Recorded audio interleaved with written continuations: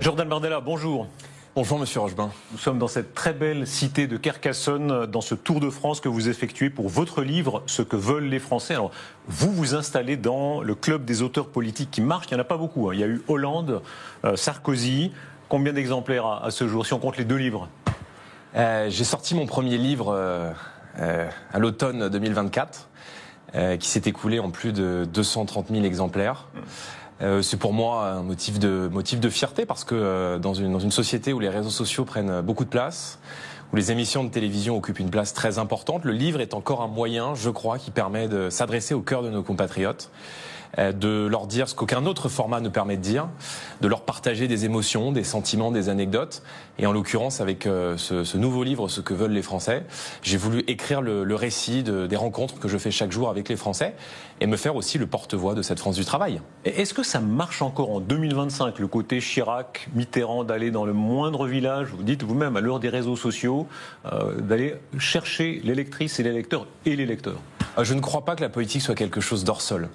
Je pense que l'engagement politique, le militantisme politique, être élu, prendre des responsabilités dans la vie démocratique de notre pays, ça suppose d'être au contact des Français, ça suppose d'être sur les marchés, ça suppose de pouvoir sentir la texture de la vie quotidienne et d'être à l'écoute de nos compatriotes. Et si j'ai voulu faire ce livre cette année, c'est parce que je me suis posé une question au fond qui est simple, mais qui dit beaucoup de la déconnexion qui existe aujourd'hui entre le monde politique et le peuple français. C'est qui est encore capable aujourd'hui d'écouter les Français.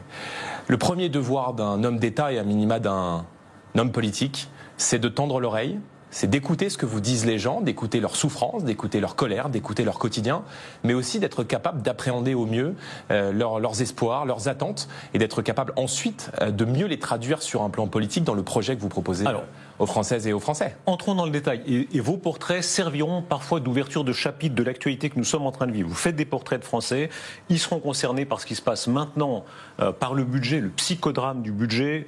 Alors vous avez un bon mot féroce, vous dites le Premier ministre en France, c'est Olivier Faure. C'est plus Sébastien Lecornu parce qu'il arrive à faire chanter le gouvernement, mais paille et poutre. C'est-à-dire que si on regarde les derniers votes à l'Assemblée, suspension de la réforme des retraites, dégel des prestations sociales, impôt sur la fortune dite improductive, vous avez voté avec les socialistes.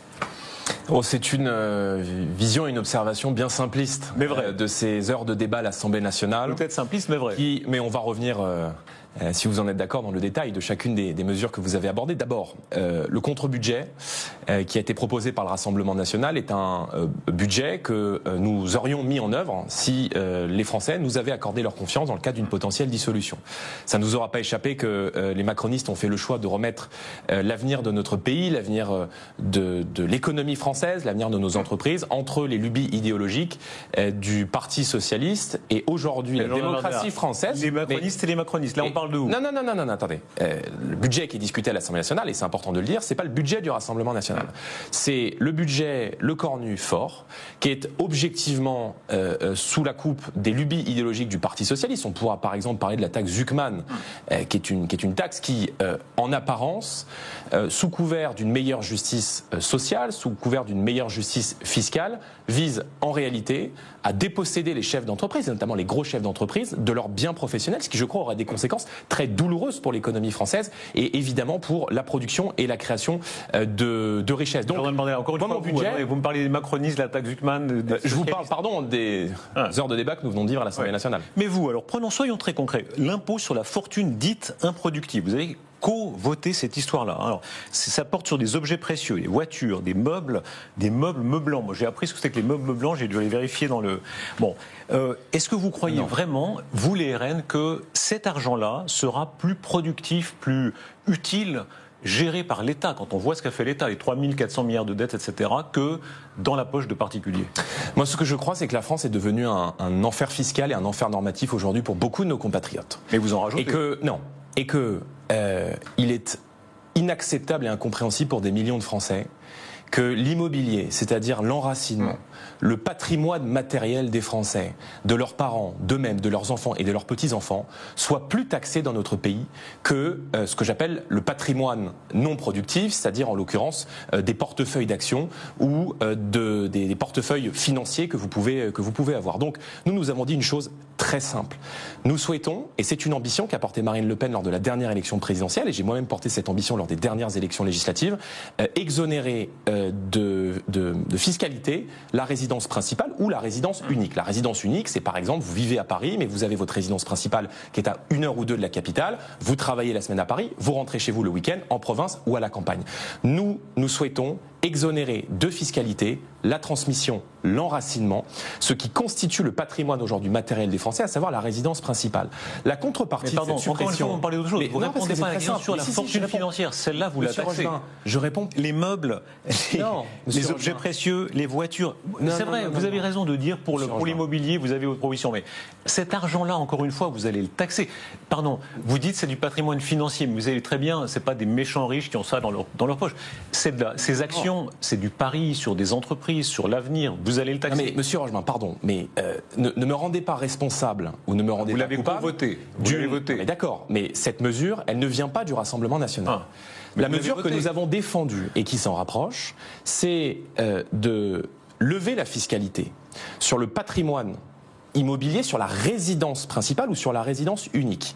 Et en contrepartie, il y a, c'est vrai, une mise à contribution des gros patrimoines financiers dans de la fortune dite non productive, c'est-à-dire qu'il n'y a pas 75%, des investissements qui sont faits dans les TPE-PME et dans les ETI françaises, c'est-à-dire que nous favorisons le fléchage de l'épargne de ceux qui gagnent beaucoup d'argent vers l'économie réelle. Vous savez bien, si on force un peu le trait, ça n'existe pas. Il n'y a pas les œuvres d'art. Cet argent-là, il n'y a pas les œuvres d'art que vous détenez depuis plus de 10 ans. Oui, c'est vrai. Et il n'y a pas la résidence principale.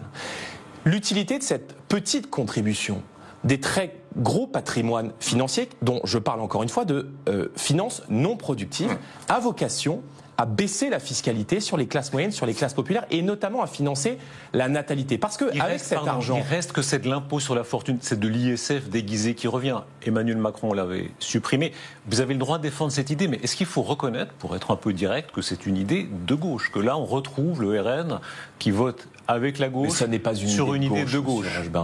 Ce qui n'est pas de gauche, c'est précisément de permettre à nos compatriotes de pouvoir détenir une résidence principale avec la contrepartie que cette résidence principale soit exonérée d'impôt sur la fortune immobilière. Je considère que la décision d'Emmanuel Macron d'instaurer un impôt sur la fortune immobilière, ça n'est pas vrai, monsieur Rochemain, est une mauvaise décision. Donc, très simplement, dans le contre-projet que nous avons proposé, nous baissons la fiscalité. Nous baissons de 25 milliards d'euros la fiscalité sur les familles. Nous baissons de 20 milliards d'euros la fiscalité sur la production. Et pourquoi nous le faisons? Parce que la France est le pays qui taxe le plus au monde. 46% de prélèvements obligatoires. Donc, et ça continue. Non seulement, pour l'instant, ça continue. Non seulement parce que nous avons étudié la partie recette du budget, nous allons bientôt étudier la partie dépenses. Mais bien évidemment que nous devons baisser la fiscalité. Bien évidemment que si demain nous sommes à la tête du pays, nous baisserons la fiscalité sur les ménages, nous baisserons la fiscalité sur les entreprises. Et pardon de vous rappeler que nous avons été, avec nos alliés Rassemblement National et UDR d'Éric Ciotti, les seuls remparts face aux lubies idéologiques et aux lubies économiques de la gauche, dont l'ambition est de transformer la France en Venezuela sans le pétrole. Nous avons fait échouer... Il y a toutes les variantes. La taxe Zucman. L'URSS sans les matières premières. Je sais pas nous si avons vous la fait Cuba sans le soleil. Bon, oui. Nous avons fait échouer la taxe Zucman, qui est une taxe qui précisément est confiscatoire. Attendez, restons à ce que vous avez voté. Sur les biens professionnels. Attendez, vous êtes malin, Jordan Bardella, parce que vous parlez de tout ce que vous avez fait. Non, restons sur ce que vous avez voté, et ça, ce sont des faits objectifs. C'est comme en amour, il y a des preuves d'amour. Ça, ce sont des preuves, ça, vous l'avez voté, là encore, ces dernières heures. Alors, d'abord, la course à l'Autriche, vous avez raison de dire que vous n'êtes pas les seuls à jouer un peu cette carte. Quand Madame Braun-Pivet, qui incarnait, disons, la modération centriste, dit, en parlant de l'héritage, ce truc qui tombe du ciel, est-ce que vous admettez qu'il y a en ce moment une sorte de course un peu populiste, ou même très populiste, à vous les riches? Oui, bien sûr. Et je trouve ces déclarations de la présidente de l'Assemblée nationale extrêmement dangereuses.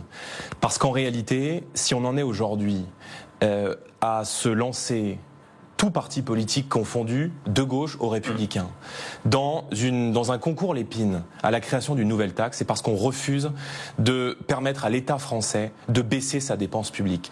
Moi, je pense que pour affronter le mur de la dette, il faut 2 leviers. Le premier levier, c'est la baisse de la mauvaise dépense publique, et nous proposons des baisses massives de gaspillage d'argent public dans ce que je considère être la mauvaise dépense de l'État, avec une trajectoire budgétaire d'économie de 100 milliards d'euros d'ici à 5 ans, à mesure de 20 milliards d'euros supplémentaires supplémentaires chaque année. Est-ce que ça voudra dire des économies? Pardon, monsieur Rochemarin, laissez-moi terminer. Non, mais là-dessus, c'est très important. Est-ce que ça veut dire faire maigrir l'État? Bien sûr. Ça veut dire non seulement supprimer les opérateurs publics qui font doublon avec beaucoup de compétences ministérielles. Souvenez-vous que pendant la crise sanitaire, alors que le ministère de la Santé devait absorber les conséquences d'une crise sanitaire, les agences régionales de santé, qui font doublon avec les compétences du ministère, demandaient aux hôpitaux français de fermer des lits. Donc, moi, je souhaite supprimer l'ensemble de ces agences d'État qui alourdissent la bureaucratie, mais je souhaite aussi alléger la paperasse et cet impôt papier, c'est-à-dire cet impôt normatif qui pèse sur nos chefs d'entreprise et qui pèse sur l'économie française. Qu'est-ce que vous pouvez articuler? Monsieur Lisnard, sur notre plateau, disait 12% en moins de fonctionnaires. La semaine passée, Bruno Retailleau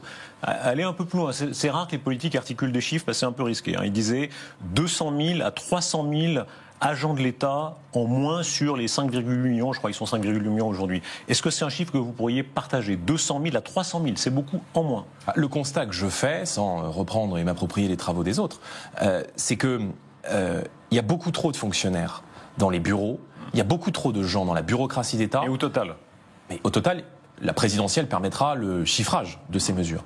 Mais vous ne pouvez pas dire que vous n'y avez pas réfléchi, franchement. Mais j'y ai réfléchi et je vous livre le sentiment qu'ont beaucoup de gens. Il y a trop de gens dans les bureaux. Oui, mais vous il n'y a pas assez de gens sur le terrain. Un ordre de grandeur. Et il n'y a pas assez de gens sur le terrain. Je vous ai donné un aperçu de ce que nous souhaitons faire, puisque nous souhaitons supprimer une grande partie des 1200 agences qui sont des opérateurs publics et qui bien souvent font doublon avec les compétences des ministères. On sait que ça représente dans ces agences, de fonctionnaires. On sait que dans ces agences, ça représenterait combien d'emplois de fonctionnaires à peu près? Et tout ça sera chiffré. Vous savez très bien. Mais non, vous savez très bien qu'il y a bataille sur les chiffres. Écoutez, si Javier Milei en Argentine, vous imaginez... Je vous donne un exemple très simple, monsieur Rochemarin. Pendant les présidentielles. Non, pas du tout. Je vous donne un exemple très simple. Nous souhaitons sur les agences d'État économiser 5 milliards d'euros dès la première année. Pourquoi? Parce que dès la première année, on peut baisser les dépenses de fonctionnement et on peut notamment supprimer d'ores et déjà, dès le premier budget, dès notre arrivée potentiellement à Matignon, les budgets de fonctionnement, c'est-à-dire notamment les budgets de publicité, les budgets de communication. Et puis sur 5 ans, nous allons évidemment supprimer un certain nombre d'agences d'État. Il y a bataille sur les chiffres puisque un certain nombre d'études chiffrent à 1200 le nombre de ces agences et le rapport sénatorial chiffrait à 1900 agences. Je les trouve simplement pas assez ambitieux sur la suppression de ces agences. Donc nous allons évidemment faire des économies dans la bureaucratie d'État. Nous allons simplifier l'appareil d'État. Je souhaite également, et c'est l'ambition que nous portons, supprimer les conseils régionaux, fusionner les compétences qui sont celles des conseils régionaux aujourd'hui avec ceux des conseils départementaux pour faire apparaître un nouvel échelon qu'on appellerait le conseil territorial pour rapprocher la décision politique de ceux qui sont censés la lire, la traduire et la choisir. La mère des batailles, ce sont les retraites. En termes de volume général, vous le savez bien, la France est très à la traîne en termes d'heures travaillées au total. Est-ce que vous n'êtes pas un peu en contradiction avec ce que vous écrivez vous-même dans votre livre? Et c'est vrai que c'est très frappant, vous décrivez des hommes et des femmes qui travaillent beaucoup. Et moi j'ai lu tous vos portraits et c'est vrai que beaucoup sont admirables parce que ce sont des travailleurs qui ne comptent pas leurs heures. Et au fond, quand on les écoute, ils disent... Comme disait Pompidou, on nous emmerde, il y a trop de normes. Il y en a très peu qui disent on travaille trop, en réalité, en heures. Est-ce que vous les suivez en ça? Le cœur de la société, c'est le travail. Et pourquoi est-ce que j'ai voulu écrire ce livre? Parce que j'ai voulu rendre hommage à cette France qui travaille, qui parfois s'exprime dans des contestations à l'égard de la politique les soirs d'élection, mais qui, dès le lendemain matin, n'a ni le temps, ni l'argent, ni les moyens d'aller manifester et doit se rendre au travail dès le lendemain matin de l'élection. Donc le cœur de notre société, c'est le travail. Moi, je crois dans la valeur travail. Je pense que le travail ne paye pas suffisamment dans notre société. Et je crois également qu'il n'y a pas assez de gens qui, en quantité, travaillent dans notre pays. Et pardon, il y a une minorité. Eux travaillent pour les inactifs. Ça ne veut pas dire qu'on en veut pour autant aux inactifs, mais de fait, ces actifs-là, très travailleurs, vous avez raison de le souligner, ils travaillent pour le grand nombre des inactifs, trop grand nombre. C'est l'équation des retraites qui ne marche pas, si on ne les change pas. Beaucoup de Français, on va rentrer, si vous le voulez bien, sur la question des retraites. Mais d'abord, pour finir sur le travail. Tous les Français que j'ai rencontrés, tous les Français que je rencontre chaque jour, qui se lèvent tôt, qui font des efforts, qui ont le sentiment que l'heure de travail n'est pas rémunérée à la juste valeur, peut-être parce qu'il y a trop de charges, et on pourra rentrer aussi sur ce sujet après si vous le voulez bien. Mais cette France-là, cette France humble, cette France silencieuse, cette France qui ne casse pas, cette France qui ne manifeste pas, eh bien, elle a le sentiment de porter sur ses épaules les efforts de tout le monde. Ça m'amène à parler de la question de la retraite. Et j'insiste, des retraites. Bien sûr, dans le système actuel, ceux qui travaillent paient la retraite de ceux qui ne travaillent pas, c'est la clé du système par répartition. Je pense que nous avons un problème à l'entrée du système et un problème à la sortie du système. Nous avons un problème avec le taux de chômage des seniors, qui est beaucoup trop élevé dans notre pays, et nous avons un problème avec l'âge auquel vous rentrez sur le marché du travail. Le premier emploi stable, c'est-à-dire avec plusieurs trimestres consécutifs dans notre pays, c'est 27 ans, c'est 23 ans en Allemagne. J'ai la conviction que toute une classe d'âge n'a pas vocation à faire des études qu'on dit de sciences molles, à faire des études de sciences humaines ou de sciences littéraires à l'université. On a besoin de revaloriser les métiers manuels, on a besoin de revaloriser les filières professionnelles sur le modèle allemand ou sur le système dual en Suisse, que je crois vous connaissez bien. Et c'est la raison pour laquelle moi je propose, par l'intermédiaire de ce livre et du projet politique que nous avons porté avec Marine, la mise en place d'un collège modulaire pour faire en sorte que dès le collège, on puisse flécher des jeunes qui ont plus d'appétence vers les métiers manuels, revaloriser nécessairement vers ces filières professionnelles, en considérant que cette orientation, elle doit se faire beaucoup plus tôt pour pousser les jeunes à rentrer plus tôt sur le marché du travail, parce que ça veut dire aussi plus de points de PIB et plus de cotisations dans le système des retraites. On peut de toute façon pas faire une émission trop technique, mais à l'arrivée de la situation actuelle, vous êtes forcé de reconnaître que pour l'instant, le résultat de la situation, de tout ça, y compris de vos votes, pas seulement, je ne dis pas que vous êtes les seuls à avoir allé dans ce sens, mais c'est qu'on a moins de travail, de fait, puisque la réforme des retraites a été suspendue. On est dans une logique de moins de travail et de plus d'impôts. Avouez que c'est contradictoire avec tous les principes que vous rappelez vous-même, de fait. Mais mes principes, on en est là. Mais mes principes, ils sont clairs, monsieur Rochemain. Il n'y a rien de plus résultat, explicite, y compris de vos votes, c'est ça. Mais non, non mais attendez, je ne suis pas responsable de la situation économique et de la situation budgétaire dans laquelle se trouve mon pays, deuxièmement. Troisièmement, vous savez très bien que ce budget, il finira par passer par ordonnance. Et que c'est précisément la raison pour laquelle monsieur Lecornu a été renommé à Matignon dans un deal avec le Parti Socialiste. Maintenant, il n'y a rien de plus explicite, et il n'y a rien de plus vrai que le contre-budget que nous avons proposé. Dans ce contre-budget, je le redis, monsieur Rochemain, pour que ce soit très clair, il y a non seulement une baisse de la dépense publique, avec un premier effort qui est porté à 40 milliards d'euros d'économies dès la première année.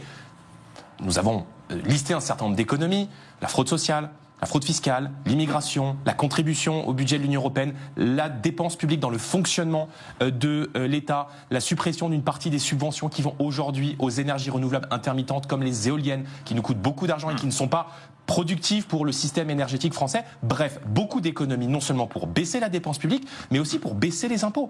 Le contre-budget du RN est le seul contre-budget de mouvement politique aujourd'hui en France qui prévoit de baisser la dépense publique et de baisser les impôts. Sur le travail. De 25 milliards pour les familles et de 20 milliards pour les entreprises, parce que je crois que l'économie française et que nos entreprises, moi je suis pro-croissance, je suis pro-entreprise, je suis pro-business, et je pense que pour affronter le mur de la dette, on aura besoin d'un pacte de confiance avec les entreprises qui s'appuie sur moins de normes et moins d'impôts pour ceux qui produisent de la richesse. On ne peut pas refaire l'histoire, mais les 35 heures, ça a été la réforme emblématique. Est-ce que, c'était une erreur ? Les 35 heures, et l'honnêteté m'oblige à le reconnaître aujourd'hui, ont rigidifié l'économie française. C'était une erreur ? C'est la raison pour laquelle, en tout cas... je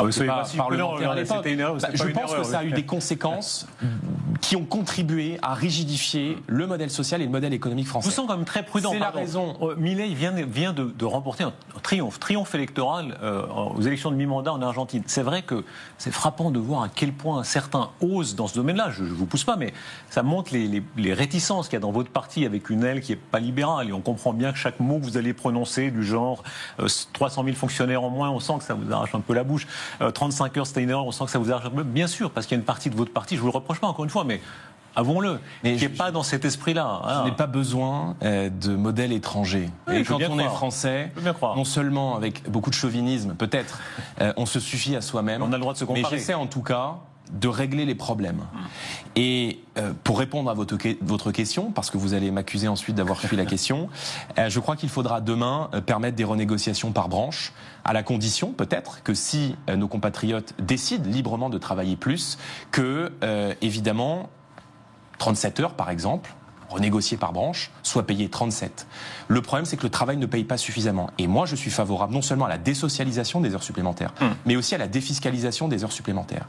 Et précisément pour rapprocher le brut du net, je propose, et nous proposons avec Marine, que les chefs d'entreprise qui consentiraient à augmenter de 10% les salaires de leur entreprise voient ces 10% exonérés de cotisations sociales. C'est ça, je veux dire, des mesures concrètes pour le pouvoir d'achat, qui prennent aussi en considération le niveau de charge extrêmement élevé qui a éloigné le brut du net et qui fait qu'il y a beaucoup de nos compatriotes qui travaillent, dont certains gagnent des petits salaires, qui ne comprennent pas que eux, avec beaucoup d'efforts, gagnent un petit salaire et que d'autres, qui par facilité bénéficient du modèle de protection sociale, gagnent peu ou prou la même chose. Votre victoire... Et ça, pour le coup, ça désincite le travail. Votre victoire à l'Assemblée sur l'Algérie. Victoire inattendue. On a vu là, les scènes incroyables où même dans votre camp, ils avaient l'air surpris. Alors, ne me dites pas que c'est de gauche. Non, ça c'est pas de gauche. Tout se discute, mais... Avec l'aide des LR... Pardon, est-ce que je peux me permettre un dernier mot sur l'économie ? Parce que moi j'ai entendu cette... vous avez un goût de reviens-y avec l'économie. Non mais, pardon, mais oui, parce que je pense que l'économie c'est d'abord avant tout de la confiance, et si on n'explique pas les choses, je vois beaucoup de désinformations circuler sur le fait qu'on aurait voté une taxe sur les multinationales. Bon. Le dispositif qui a été proposé à l'Assemblée nationale, c'est quoi ? C'est une disposition, c'est pas une taxe supplémentaire, c'est une disposition de calcul qui permet de mettre sur un pied d'égalité les grandes multinationales qui utilisent nos infrastructures françaises, qui font du business en France, mais qui vont loger leurs bénéfices pour contourner l'impôt sur les sociétés dans des États américains comme le Delaware, où vous avez 0% d'impôt sur les sociétés. On peut par exemple citer très bien l'exemple de McKinsey. Regardez en Irlande, on les attire avec des conditions très avantageuses en Irlande. Évidemment, ils diront si j'ai à choisir la France et l'Irlande, j'irai en Irlande. Eh ben, je vais vous dire une chose très simple. Non seulement moi je ferai tout pour que demain et après-demain, les entreprises françaises et même des investisseurs étrangers viennent trouver en France un cadre compétitif pour créer de la richesse et créer de l'emploi dans notre pays, parce que je pense qu'une nation sans entreprise est une nation qui se délite.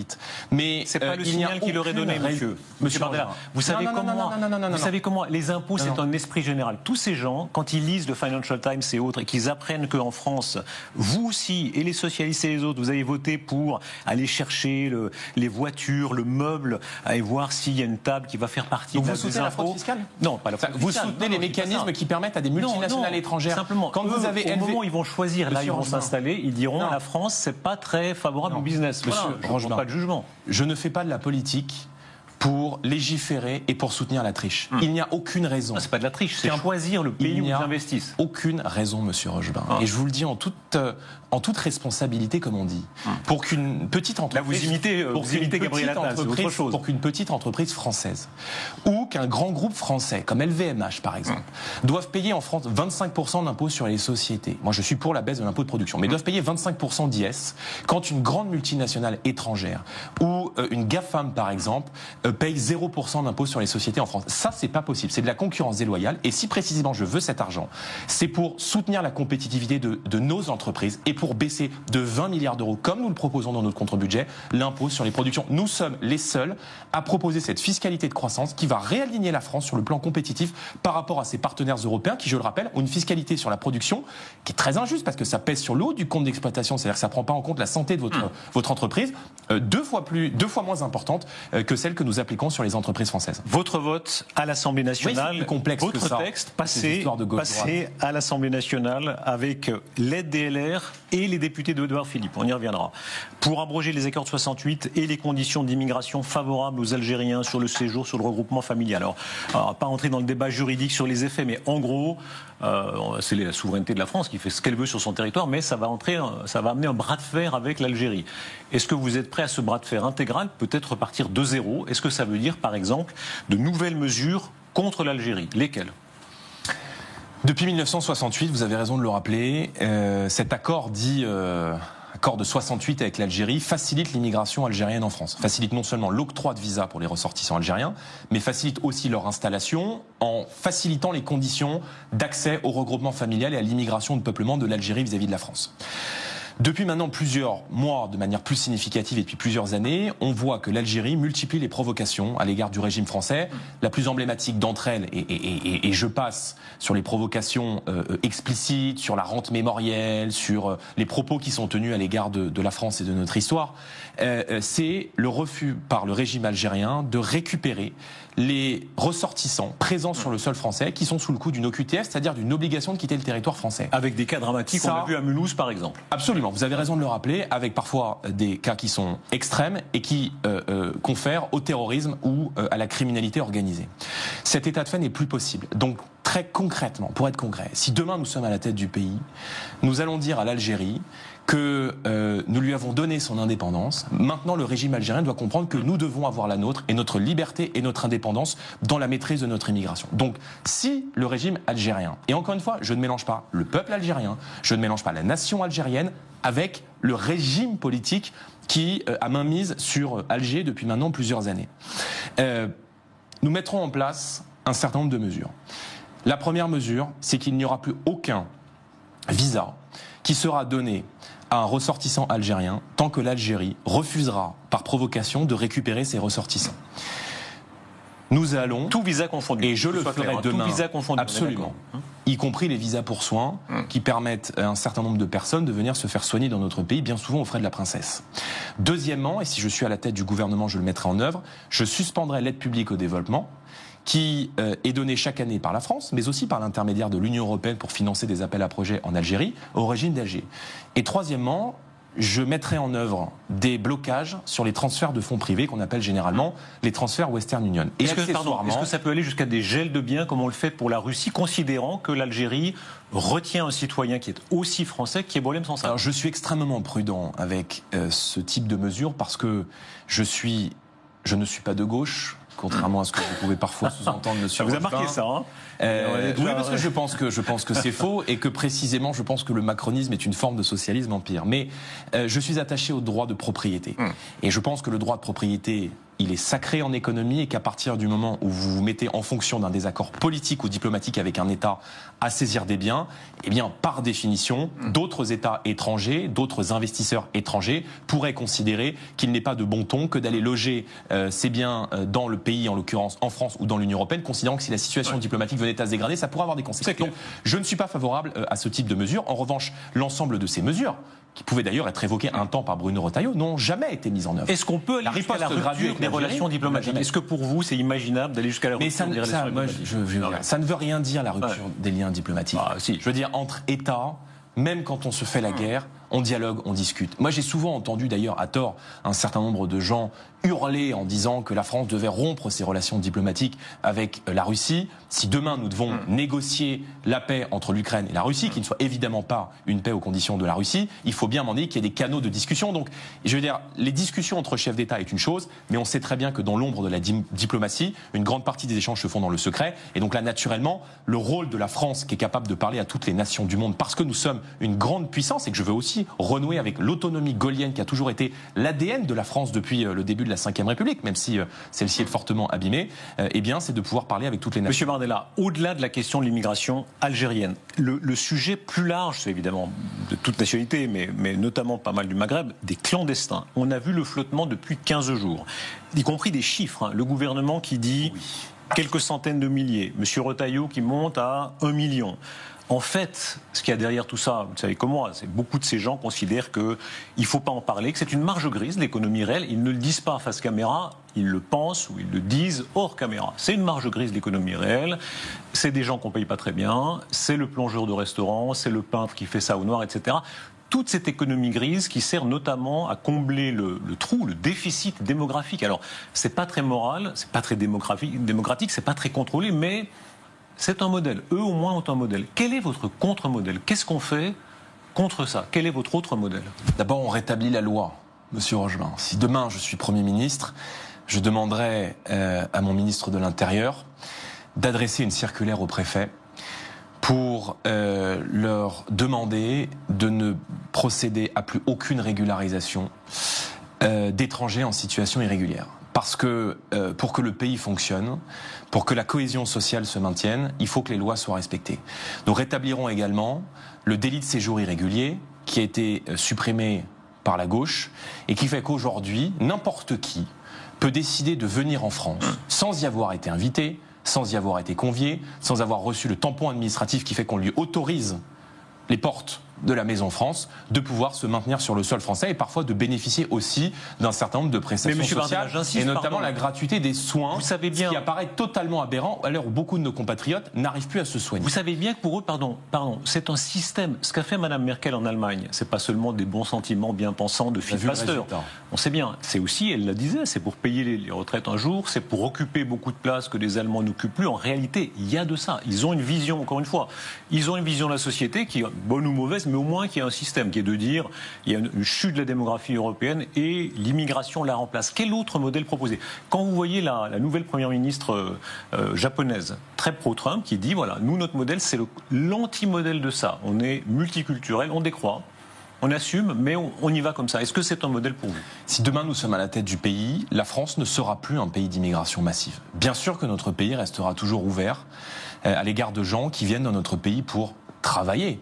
Regardez par exemple ce que fait la Suisse, qui est, je crois, un pays que vous connaissez bien. 25% d'étrangers en Suisse. Sur ces 25% d'étrangers, 80% sont européens. Parce que précisément, l'immigration en Suisse est une immigration de croissance et pas une immigration de désordre. Or, aujourd'hui, les filières d'immigration en France, alors on nous parle souvent des visas de travail. Pardon de vous rappeler, monsieur Rochebin, que les visas de travail, c'est 10% des visas qui sont accordés aux gens qui arrivent dans notre pays chaque année. 10% de 450 000. Les autres, monsieur Rochebin, ils font quoi ? Qui paye? Ils sont bien à la charge de la collectivité, ils sont bien à la charge du contribuable. Et moi, je n'accepterai pas de demander des efforts à nos compatriotes tant qu'on n'aura pas remis de l'ordre dans notre politique d'immigration qui aujourd'hui nous coûte beaucoup d'argent. Et s'il y a un besoin ponctuel, je comprends, mais est-ce que ça implique de décroître, d'assumer que la France peut décroître en termes démographiques? Je vous réponds, sur le travail et sur la démographie, je ne fais aucune question. Sur le travail, si demain il y a un besoin ponctuel, ça peut être le cas, par exemple, vous savez que pendant très longtemps, les sous-investissements des gens qui nous ont dirigés dans la filière nucléaire a nécessité d'appeler des ingénieurs nucléaires, notamment aux États-Unis. Eh bien, on leur donne un visa de travail, ils exercent leur mission, et une fois que le visa de travail est terminé, ils repartent dans leur pays. C'est précisément ce que fait Madame Meloni en Italie ou ce qu'a pu faire Monsieur Orban en Hongrie. Mais ça ne veut pas dire qu'ils restent, ça ne veut pas dire qu'ils ont droit au regroupement familial, et ça ne veut pas dire que cette immigration d'un besoin ponctuel se transforme en une immigration de peuplement qui bouleverse notre identité, notre culture, nos lois, notre rapport à l'égalité homme-femme et qui profondément change le visage de notre pays. Sur la démographie, je vous réponds également. Vous avez parfaitement raison de rappeler que la démographie fait partie des grands défis auxquels va devoir faire face l'Europe. Surtout pour une grande puissance. Il y a deux chemins qui se dessinent à nous. C'est très simple. C'est où faire plus d'enfants ou l'immigration. Mais c'est très simple. Il n'y a pas 2000 solutions. Soit les travailleurs de demain et après-demain, soit les cotisants de 2045. On va les chercher à l'étranger, ça c'est le modèle de la gauche. Soit on décide de mettre en place un écosystème, une politique nataliste qui soutient la natalité, qui soutient les familles françaises. Vous savez, qui hélas n'a marché nulle part. Ça n'est pas vrai. D'abord, la Hongrie a pris un certain nombre de mesures fiscales notamment. Oui, mais vous avez vu la démographie hongroise notamment. Mais vous avez raison de rappeler qu'on a un sujet qui est un sujet démographique de natalité majeur. Et aujourd'hui, l'accroissement de la population française ne tient que par la politique d'immigration. Donc moi, je souhaite précisément, compte tenu de cet état de fait, recréer une politique à la fois fiscale et d'accompagnement des familles, et c'est la raison pour laquelle nous avons proposé, par les économies que nous allons faire dans la dépense publique, d'accorder une part fiscale pleine dès le deuxième enfant, et ça, c'est une mesure concrète de soutien aux familles françaises et à la natalité française. Vous dites, le référendum sur l'immigration, ce sera votre but une fois que le RN sera pleinement au pouvoir. Alors, quelques questions très précises. D'abord, est-ce que vous demanderez le droit du sang, comme Giscard d'Estaing l'avait fait en 91? Il avait quitté le pouvoir, Chirac à l'époque même disait oui. Est-ce que ça fait partie de vos projets? La nationalité française s'hérite ou se mérite. Il y a beaucoup de gens dans notre pays qui considèrent que on accorde aujourd'hui bien trop facilement, et ils ont raison de le penser, et ils me le disent tous les jours, la nationalité française. Il y a eu, je crois, depuis 2000, 3 millions d'étrangers supplémentaires qui ont bénéficié d'une naturalisation. Bien souvent, cette naturalisation, elle se fait sans la maîtrise des éléments fondamentaux que sont l'histoire, la langue, la culture, les modes de vie. Donc si demain nous sommes à la tête du pays, notre première mesure sera d'organiser un référendum sur l'immigration. Ce référendum permettra aux Français d'approuver un projet de loi qui aura valeur constitutionnelle, qui ne pourra pas être remis en cause par des jurisprudences européennes ou internationales et qui comprendra en son sein, et j'y viens, l'ensemble du bouclier politique, juridique et administratif pour protéger la France d'une immigration devenue massive. Je suis opposé au droit du sol. Et si demain nous sommes à la tête du pays, nous supprimerons le droit du sol, considérant que la nationalité française, encore une fois, s'hérite ou se mérite, c'est-à-dire que si vous êtes né sur le sol français, l'un de vos deux parents est français, par définition, vous deviendrez français, mais si ça n'est pas le cas, eh bien vous ferez une demande de naturalisation à 18 ans, qui s'appuiera sur votre parcours, sur un casier judiciaire vierge, et sur votre envie profonde de devenir français. Vous savez, le droit du sol... je ne vais pas dire que c'est une exception en Europe, mais presque. Il y a beaucoup de pays autour de nous, et je pense par exemple à l'Italie, qui est une nation sœur de la France, qui n'a pas le droit du sol. C'est le Conseil constitutionnel ne voudra pas de ce référendum. J'ai rencontré ils font de la politique. Membres du Conseil constitutionnel, ils n'en veulent pas. Mais pourquoi? Ils feront tout pour le faire. Voilà. Est-ce que c'est normal? Alors, ça, c'est pas moi de juger. Mais est-ce que c'est qu'est-ce que vous allez faire? C'est très intéressant. C'est que vous n'allez pas vous asseoir sur Monsieur Ferrand. Mais ces confidences sont très intéressantes, Monsieur Rochebin. Parce que elles disent beaucoup du dévoiement aujourd'hui de nos institutions par un camp politique qui cherche coûte que coûte et vaille que vaille à se maintenir au pouvoir et à utiliser non pas les institutions pour protéger les Français et pour protéger l'intérêt de la nation, mais pour se protéger eux-mêmes. Bon, peut-être, mais tout est politique, Jean Darmanin. Vous savez très bien, le juge neutre absolu dans une ambiance stérile, ça n'existe pas. Vous savez comment il y a des juges de droite, des juges de gauche. Oui, ils ont des interprétations du droit qui est tout le temps à sens unique. Mais donc elle sera contre vous. C'est rarement des interprétations qui visent à des idées qu'on pourrait classifier plutôt à droite. Donc, alors en l'occurrence, qu'est-ce que vous ferez? Deux choses très simplement. Un, vous savez qu'ils peuvent censurer le décret de convocation. Ouais. Un, nous ferons ce référendum si nous arrivons à la tête du pays. Coûte que coûte. S'ils décident de manière ahurissante de censurer ce décret de convocation, c'est-à-dire aussi de censurer un des pouvoirs du président de la République sur un motif qui pourrait être un motif complètement bidon ou un motif fallacieux, eh bien, nous permettrons à l'article de la Constitution qui permet au président de la République d'organiser un référendum sur les grands sujets économiques et sociaux de la nation, eh bien, nous élargirons cet article et nous y ajouterons les questions d'immigration. Donc vous passerez en force. Même s'il y a débat d'interprétation chez... Non, je ne passe pas en force. Bah, c'est ce que De Gaulle avait fait en 62. Il s'était assis sur le Conseil constitutionnel, mais bon, c'était De Gaulle. Pour faire quoi? Pour l'élection au suffrage universel. Il l'avait fait, il l'avait assumé. D'accord. Donc considérer que le général De Gaulle est allé à l'encontre de la volonté populaire, ça voudrait dire que l'élection de tous les présidents de la République au scrutin majoritaire à 2 tours universel depuis la création de la Ve République est caduque. Vous voyez que ça ne tient pas la route. Vous savez très bien. Il y aura ce référendum. Et je vais vous dire, il y aura 1 million de personnes dans la rue. Vous savez comme moi, il y aura 1 million de personnes dans la rue et ils diront à tort ou à raison. Ah si, ça si vous asseyez sur le Conseil constitutionnel, c'est ce qui va se passer. Non. Ça passera peut-être. La Cour suprême dans notre pays, c'est pas Monsieur Ferrand, pardon. C'est le peuple français. Et le peuple français, il n'a pas envie d'être remplacé, il n'a pas envie de voir son identité changer, et il n'a pas envie qu'on continue d'accueillir des centaines de milliers de personnes chaque année. En clair, soyons encore plus clair, si je peux me permettre, pardon, parce que c'est un point important. Pour une fois, le droit c'est souvent ennuyeux, là c'est quand même très intéressant. C'est un très beau cas de figure de droit. Ça veut dire que même si le Conseil constitutionnel donne un avis contraire, vous le ferez. Absolument. Très bien, c'est très clair. La censure. La censure, gaullien dans l'esprit, et nous le serons dans les faits. De ce gouvernement, est-ce que c'est votre but qu'elle arrive le plus vite possible? La censure pour la censure, c'est pas le sujet. Ce qui compte pour nous, c'est qu'on retourne aux urnes.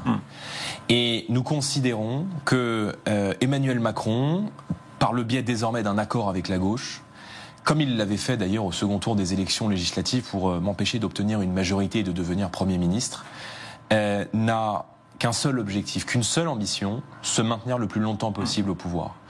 Les macronistes ont perdu les élections européennes, ils ont perdu les élections législatives. J'avais dit au second tour des élections législatives que s'il y avait ces accords de la honte entre Mélenchon et Macron, le pays serait bloqué. Le pays est aujourd'hui bloqué.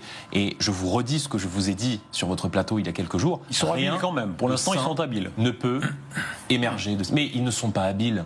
Ils font de la popole, ils font de la magouille de couloir. Ils sont prêts à vendre pères et mères. Ils sont prêts à se couper un membre pour rester au pouvoir. Et ils sont même prêts à remettre en cause la seule réforme qui, de leur point de vue, aurait pu être un peu, je dirais, leur bilan, de leur point de vue sur lequel ils ont été élus, c'est-à-dire la réforme des retraites. Le côté un peu ambigu de ce que vous faites maintenant, c'est évidemment c'est votre adversaire politique, vous tapez un peu sur Macron, même beaucoup, mais vous devrez travailler avec Emmanuel Macron si vous êtes son Premier ministre, même si c'est une cohabitation froide, vous ne serez pas là pour vous faire des câlins, mais enfin, ce sera une cohabitation quand même, vous devrez travailler avec lui. Est-ce que vous pouvez travailler en bonne intelligence avec lui? Je serai respectueux des institutions. Je serai, comme je l'ai toujours été, respectueux de la fonction du président de la République. Et il faudra considérer que ça n'est pas Jordan Bardella qui travaille avec Emmanuel Macron, mais un Premier ministre de cohabitation qui, dirige l'action du gouvernement, loin d'être le collaborateur du président de la République. Et peut-être pour la première fois depuis 10 ans, nous aurons un vrai Premier ministre en France, c'est-à-dire quelqu'un qui gouverne et qui dirige effectivement l'action du gouvernement et qui n'est pas le collaborateur du président de la République, comme il a souvent traité ses premiers ministres, qui d'ailleurs lui rendent quand même assez bien. Il faut il y a une alchimie personnelle. Mitterrand, Chirac, Mitterrand, Balladur, ensuite Chirac, Jospin, ça compte quand même. Est-ce que, pardon d'entrer dans les détails un peu, si on veut, personnels, mais ça compte. Et vous avez eu des contacts avec Emmanuel Macron là. Le plus long contact, qu'est-ce que c'était? C'était les rencontres de Saint-Denis. Combien de temps qui ont duré de 15h à 3h du matin. Vous savez, c'est long format où les chefs de parti ont été reçus et où nous avons discuté de la situation politique et où j'ai essayé humblement de lui exprimer ce que ressentent les Français à l'égard de sa politique. Que pensez-vous de lui ? D'abord, je me garderai encore plus en public de tout jugement personnel. Je veux dire, le jugement personnel, il appartient au cœur des Français, il appartient à l'histoire. Moi, je juge l'action du président de la République. Et depuis 7 ans, je note que celui qui était présenté comme un Mozart de la finance a provoqué plus de dettes dans notre pays que dans les 50 ans qui ont suivi la Seconde Guerre mondiale. Au début, il a plutôt bien réussi. Lui a baissé les impôts. Lui a supprimé l'ISF. On va pas refaire toute l'histoire. Enfin, de toute façon, maintenant, la situation est mauvaise, ça. Mais vous voyez bien, d'ailleurs, moi j'entends souvent que le président de la République aurait été le porte-parole de la politique de l'offre et d'une politique plutôt pro-business entre 2017 et 2022. Ça a marché, c'est vrai. La réalité, c'est que ce qu'il a donné en impôt de production, en impôt sur les sociétés de la main gauche à nos chefs d'entreprise, il en a repris de la main droite en normes, en paperasse, en surtransposition, qui coûte, je vous le rappelle, 4% du PIB, 60 milliards d'euros à l'économie française. Donc, mon ambition, c'est de me préparer. Notre ambition avec Marine Le Pen, Éric Ciotti et le Rassemblement national, c'est de préparer l'alternance et c'est de porter un projet politique qui colle aujourd'hui aux attentes des Français. Mais sur sa personne, sur la relation de pouvoir qui peut... Vous connaissez l'hypothèse des deux Rastignac. En gros, le Rastignac arrivé... Je ne suis pas Rastignac. Attendez, qui est Emmanuel Macron, qui est arrivé, mais qui a besoin certainement d'un second souffle. Vous, Rastignac ou autre Rastignac, qui avait besoin d'arriver au pouvoir, de Matignon, une sorte de répartition des rôles. Est-ce qu'à un moment donné, vous avez senti ça ? C'est-à-dire, ça n'a pas marché pendant les législatives de 2024, c'est-à-dire l'idée que, au fond, vous pourriez assez bien vous entendre. Le scénario est connu, ce sera la cohabitation, lui aura le beau rôle de l'homme qui fait la résistance intérieure au RN, et vous aurez Matignon. Mais c'est à lui qu'il faut poser la question. Puisque qui dirige l'action du gouvernement ? Qui gouverne? Il le fera que s'il est forcé. Ça n'est qu'un plan B. Ça, c'est qui choisit les grandes orientations qui vont régir le quotidien des Français? C'est le gouvernement autour d'un chef d'équipe qui s'appelle le Premier ministre. Bon, donc si demain j'ai cette opportunité, cet honneur d'être un Premier ministre de cohabitation, je me comporterai avec fermeté sur le fond, avec respect sur la forme. Il pourra se mêler de tout. Il pourra se mêler de tout. Vous savez qu'il y a toujours cette ambiguïté quand il y a une cohabitation. Version, le président se mêle de tout. Les deux signatures. Ou est-ce qu'il sera cantonné à la politique étrangère et la défense? Je peine à croire qu'Emmanuel Macron décide de se replier dans les 4 murs de l'Élysée et de regarder sans rien faire, en tout cas, ou sans tenter d'entraver l'action du gouvernement. Mais entraver l'action du gouvernement, ça voudra dire quoi? Ça voudra dire entraver l'action, la volonté des Français. Ça voudra dire entraver le résultat des élections législatives. Mais fort des valeurs que m'ont transmis mes parents, je suis un homme poli et bien élevé. Et je sais l'être, et je sais surtout respecter mes opposants politiques. Donc, si le président de la République, demain, dans cette hypothèse, me laisse travailler et nous laisse travailler, eh bien, je me comporterai avec beaucoup de respect, eu égard à la fonction qui est la sienne. Encore faut-il que vous ayez une majorité parlementaire. Jean-Pierre Raffarin, vieux renard de la politique, sur notre plateau il y a quelques jours, disait une partie des députés LR est prête. Une partie des LR, lui, le déplorait en l'occurrence, mais enfin, il faisait la prévision. Il disait une partie des LR est prête. Le côté deuxième lame du rasoir, vous avez eu les ciottistes, première lame. Deuxième moisson, ça pourrait être, si vous avez 240 sièges, allez, une vingtaine de sièges LR qui feraient à peu près l'appoint. Est-ce que vous le pensez? Moi, je souhaite rassembler, je souhaite unir et je souhaite construire. Allons franchement aux choses. Est-ce qu'ils sont mûrs? Est-ce qu'une partie des LR est mûre pour travailler avec vous? En tout cas, il y a une partie qui a été mûre pour travailler avec Emmanuel Macron.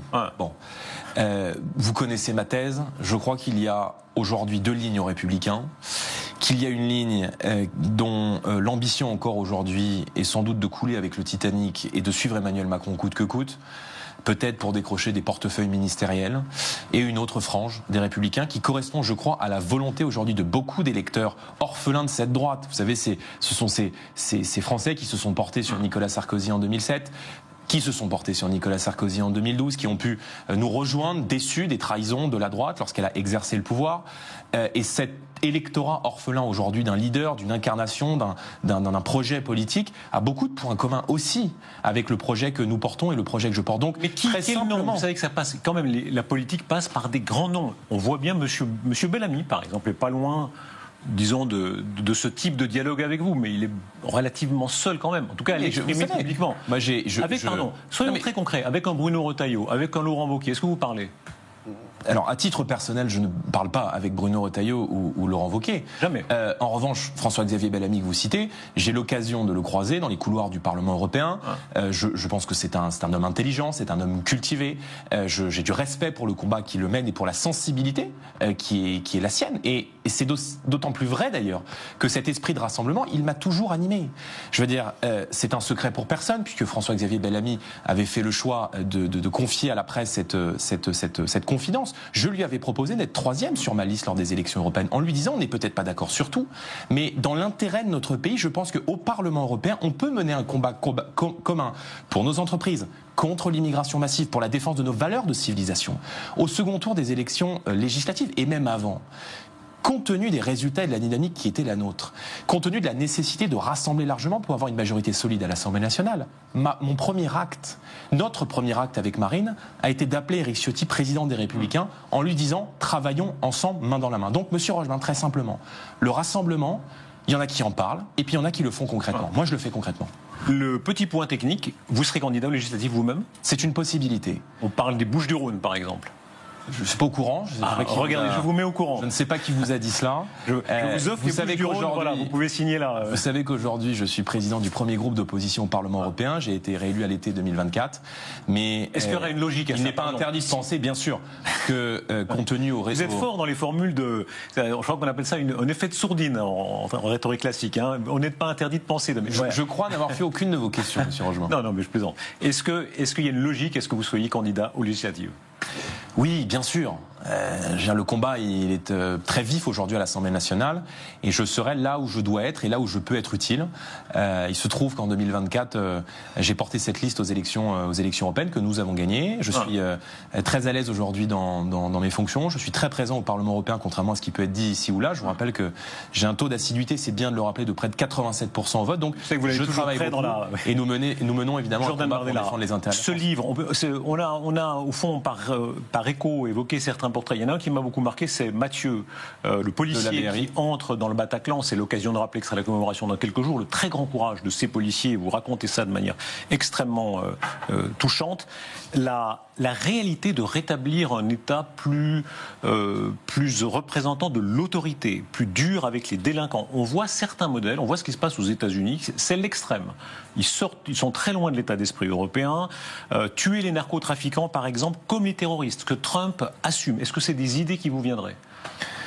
Très simplement, parce que ce sentiment est celui de beaucoup de Français. Exécution extrajudiciaire, quoi, ils en sont là. Je vais vous répondre sur les mesures et j'en développe un certain nombre dans le livre, mais la France ne renouera pas avec l'unité et la prospérité si on ne rétablit pas l'ordre et l'autorité aujourd'hui dans notre pays. Donc, nous sommes habités par cette conviction-là. C'est la raison pour laquelle moi je suis pro-police, je suis pro-force de l'ordre, je suis pro-militaire. Je ne supporte plus ces discours qui consistent à pointer du doigt les gens qui portent l'uniforme, bien souvent au prix de beaucoup de sacrifices personnels, individuels aujourd'hui quand on est policier, quand on est sur le terrain. On a beaucoup parlé dans ce livre des unités spécialisées comme la BRI, mais on quitte le matin sa famille, sa femme, son mari, ses enfants, sans avoir la certitude qu'on va pouvoir les retrouver le soir et les serrer dans ses bras. Donc, infini respect pour les gens qui sont engagés en première ligne. Mais nos fonctionnaires ont besoin d'une politique pénale qui soit aujourd'hui à la hauteur de la menace. Je parle dans ce livre de la nécessité d'un sursaut pénal. Et donc, si demain, les Français m'accordent leur confiance à la tête d'un gouvernement, je mettrai en place une politique pénale qui soit beaucoup plus ferme, beaucoup plus dissuasive. Mais jusqu'où ça va dans les grands signaux ? Pardon, je prenais l'exemple américain parce que là-bas, alors aussi bien Obama d'ailleurs qu'il a fait avec les terroristes que Trump, hein, c'est pas démocrates et républicains sont aussi durs les uns que les autres. Hein. Ça veut dire les exécutions extrajudiciaires de terroristes, beaucoup plus que ce qu'a fait Hollande en France. Ils font pareil avec les narcotrafiquants. Est-ce qu'on vous imaginez aller vers ce monde-là où on aura toujours en Europe une prudence, bonne ou mauvaise ? Je souhaite faire de la France le pays le plus répressif d'Europe à l'égard de la délinquance et de la criminalité qui, je le dis avec beaucoup d'objectivité, pourrit la vie de nos compatriotes. Il y a des crimes les plus graves qui, me semble-t-il, devraient vous voir trouver en prison sans possibilité de sortir. Il est inacceptable aujourd'hui, aux yeux de millions de Français, à commencer par celles qui ont subi dans leur chair le terrorisme islamiste, de voir des gens qui ont posé des bombes, qui ont tiré à la Kalachnikov sur des Français, pouvoir ressortir au bout de 30 ans de prison. Donc, pour les cas liés au terrorisme, il faut généraliser la rétention de sûreté. Quand vous êtes condamné à 20, 25 ans, par exemple, pour votre proximité avec le djihadisme ou pour des actes terroristes, je veux la généralisation de la rétention de sûreté comme aux États-Unis. À l'issue de la peine, si vous êtes encore islamiste, si vous êtes encore radicalisé et que vous représentez une menace et un danger pour la sécurité nationale, vous dormez en prison. Je crois également à la nécessité, puisqu'il existe des peines maximales dans le droit français, d'instaurer des peines minimales. Vous touchez à un policier, vous touchez à un enseignant, à un élu, à un représentant de l'autorité légitime de l'État et de son incarnation, eh bien vous devez dormir en prison. Donc nous supprimerons les remises automatiques de peine. Nous mettrons en œuvre des peines planchées. Nous expulserons les délinquants et criminels étrangers. Et je souhaite également ce choc d'autorité dans la société. Et moi, je suis favorable, par exemple, au rétablissement d'un service national, d'un service militaire, considérant que sa suppression par le président Chirac dans votre livre. En 97 a été une erreur. Jordan Bardella, la part plus personnelle, le dernier chapitre est consacré à votre mère, absolument. Louisa, italienne, migrante, naturalisée. Elle doit nous regarder. Voilà, bon, salut votre mère qui nous regarde. La part personnelle, d'abord, votre personnalité à vous, le rapport avec Marine Le Pen. C'est vrai que vous voyez toujours. Oui, je la vous vois. Elle me tutoie, je la vous vois parce que on est amis. Nous sommes très très proches sur le plan personnel, sur le plan professionnel, sur le plan politique. Nous travaillons ensemble main dans la main à essayer de sauver notre pays, mais j'ai une déférence singulière à son égard. Sans elle, je ne serais pas devant vous très certainement aujourd'hui. Vous êtes très différent, vous êtes prudent. Si je peux me permettre, je ne rentre pas dans votre personnage que je ne connais pas, mais vous êtes assez méfiant. Autant elle, alors elle peut lâcher un truc surprenant, etc. Vous êtes très prudent. Je me méfie beaucoup des journalistes. Vous avez entièrement raison, en général et en particulier, mais est-ce qu'en général vous êtes méfiant ? Je suis raisonnable. Moi, je suis un garçon raisonnable. C'est les valeurs qui m'ont été transmises, ce qui n'empêche pas d'ailleurs la fermeté sur le fond, et ça m'est souvent reproché par mes adversaires politiques. Je ne crois pas que l'ambition que je porte, la conviction que j'ai de voir un jour revenir, par exemple, un service national ou un service militaire soit une forme de tendresse ou de mollesse à l'égard de la perte d'autorité dans le pays. Mais je pense que les Français aiment l'élégance, qu'ils aiment la raison, qu'ils aiment le calme. Et moi, je revendique aussi cette forme de politesse dans le débat public. Je respecte, par exemple, mes adversaires politiques. À chaque fois que mes adversaires politiques ont été attaqués, par exemple, sur leur vie privée, on pourrait parler ces dernières années d'Emmanuel Macron lui-même, de Gabriel Attal, d'Éric Zemmour. Je les ai toujours défendus sur cet aspect-là de la vie personnelle, parce que je crois à une démocratie beaucoup plus saine. Et c'est vrai qu'aujourd'hui, les hurlements sont tels dans la vie politique que les gens ont le sentiment que ce temps politique-là n'est plus le leur. Et l'écriture est aussi un moyen d'apaiser les choses et de parler directement au cœur des Français, loin des réseaux sociaux, des émissions de télé. Votre mère, employée d'école maternelle, vit, je crois que votre père parcours un peu plus bourgeois, disons, mais votre mère... bourgeois, non, je pense qu'il sauterait de sa chaise, si vous entendez, mais mon papa travaille dans une petite entreprise de distribution automatique. Il a d'ailleurs fait connaître des Français puisqu'il a témoigné dans une émission sur une chaîne concurrente, dans une émission plus personnelle. Et ma mère est ATSEM, elle a gagné aux environs du SMIC toute sa vie, elle a servi l'école de la République. Ouais. Absolument. Là, il y a un parcours, il y a des similitudes avec Dupond-Moretti, qui est votre adversaire politique, mais qui avait aussi une mère migrante, origine modeste, grands-parents ouvriers. Vous n'avez jamais été de gauche, jamais. Je n'ai jamais été de gauche. Je crois que M. Dupond-Moretti a fait sienne cette phrase de Romain Gary. Je l'entends souvent la réitérer, à savoir: je n'ai pas une seule goutte de sang français, mais la France coule dans mes veines. Et j'appartiens effectivement à cette génération issue de l'immigration qui aime profondément notre pays et qui, peut-être en faisant de la politique ou en s'engageant pour elle, veut aussi rendre à la France une partie de ce qu'elle lui a donné. Est-ce que vous rêvez à la présidence ? Non, je ne rêve pas particulièrement à la présidence. Ça veut dire quoi particulièrement? Ça veut dire particulièrement les trop. On y rêve ou on n'y rêve pas? Ça veut dire que je ne me lève pas le matin en pensant à ce que je serai à titre personnel dans les prochaines années. Je suis habité par un sentiment d'urgence. Est-ce que c'est pas la logique de toute politique en France? Vous savez comme moi, le stade ultime, c'est la présidence. Ouais. Mais je ne vais pas vous faire de la langue de bois, Monsieur Rochebin. J'ai l'ambition d'arriver au pouvoir pour mes compatriotes et pour mes idées. Et je vais vous dire, si les Français nous accordent aujourd'hui leur confiance chaque jour plus nombreux, contre un monde politique qu'ils rejettent, c'est peut-être parce qu'ils sentent chez nous non seulement une sincérité, mais surtout un respect, une écoute à l'égard des Français. Et vous savez, moi, dans ce livre, et tous les Français me le disent chaque jour, tous ceux que je rencontre à Paris, mais évidemment ici, dans cette France des terroirs, dans cette France des territoires, vous avez juste derrière moi la cité de Carcassonne, qui est la gardienne de 2000 ans d'histoire dans ce département rural de l'Aude. Passer du temps auprès des Français, être capable d'écouter, c'est devenu une qualité assez rare dans la vie politique et moi je la revendique. Origine italienne, très importante. Vous parlez italien ? Je le baragouine. Ouais. Vous avez fait 2-3 fois des discours en italien, vous. Ça m'est arrivé. Ça m'est arrivé. Origine kabyle, alors ça c'est beaucoup moins d'un arrière-grand-père, absolument. Par votre père ? Le grand-père de mon père est kabyle. Voilà. Vous pourriez faire un test, maintenant il y a ces tests génétiques qu'on commande sur Internet. Je le ferai sans doute. Vérifier pour, voilà. Si Tebboune, le président Tebboune est joueur, il peut vous envoyer une carte d'identité, je ne suis pas sûr que ce soit le genre de la boutique, mais une carte d'identité algérienne, théoriquement. Oh, vous savez la complexité que représente la question de la Kabylie pour l'Algérie. Question un peu de que vous soyez Premier ministre, un jour président, on est précédé par ces grands personnages. Alors mettons De Gaulle de côté parce qu'il est hors catégorie. Quel personnage vous inspire dans ces personnages qui ont fait la France ? On est dans un cadre historique qui le rappelle. La France est riche de grands personnages dont beaucoup ont lié d'ailleurs leur propre destin à celui de la nation.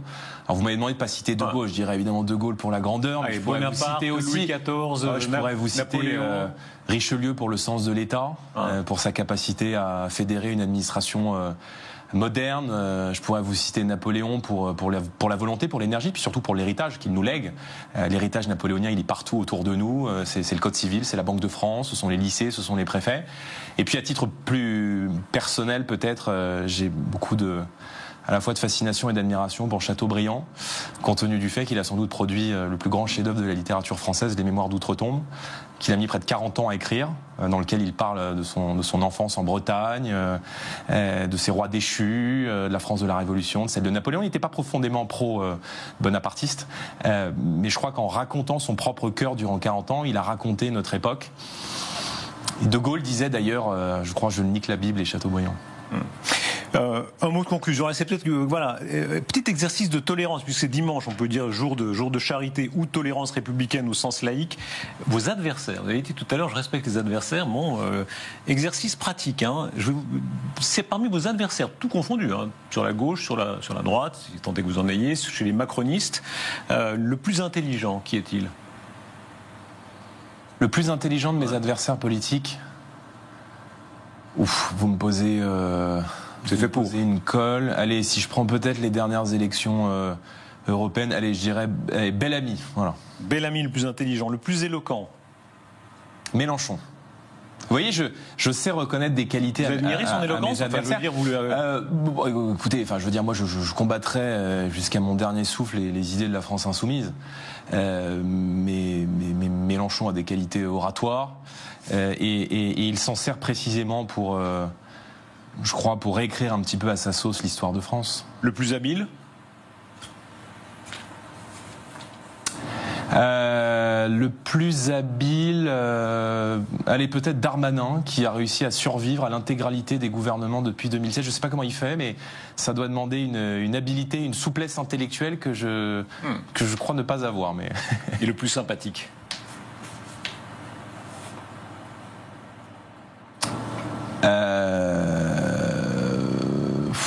Mon adversaire politique le plus sympathique. Le problème, c'est que si je vous donne un nom, je vais le mettre dans la sauce. C'est ça le meilleur des coups.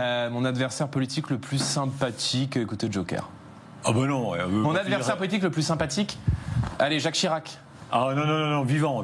Attendez, on n'est pas des jambons, il faut pas nous voir. Non, mais écoutez, quand vous discutez avec beaucoup de responsables politiques, ils sont tous très sympathiques. Adversaire que j'ai pu croiser en privé, qui était d'une forme de finesse. Je dirais peut-être Édouard Philippe, qui n'était pas humainement désagréable. Merci beaucoup Jordan Bardella. Ce que veulent les Français, chez Fayard, c'est votre livre. Merci Monsieur Rochebin. Voilà. Est-ce que les lecteurs sont forcément les électeurs ? D'un mot ? C'est quoi là ? Comment la transmutation alchimique aux Français qui me connaissent, mais je veux aussi m'adresser par la lecture aux Français qui ne votent pas encore pour nous, et je veux juste leur dire, prenez le temps de nous écouter, de lire notre projet, de lire ce qu'on écrit, et faites-vous une opinion par vous. Jordan Bardella, merci. Merci à vous, Monsieur Rochebin.